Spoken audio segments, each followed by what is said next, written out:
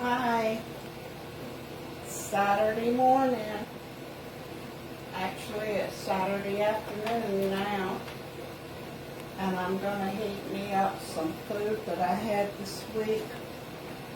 And I've stirred up just a wee bit of cornmeal, maybe 3/4 of a cup, with a scant teaspoon of salt and a scant teaspoon of baking powder.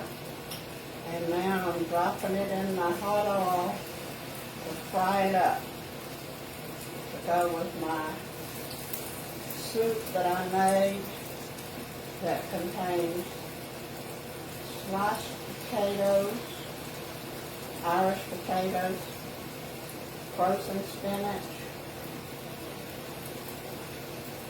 and beef sausage sauteed with a little bit of onions. So I made it earlier this week and I'm heating it up today. And I'm frying me this little pan of cornbread to go with it.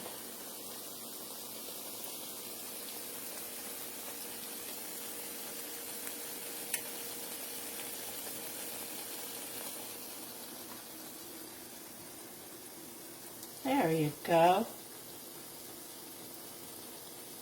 So I'll show it to you after it gets all nice and brown and crispy.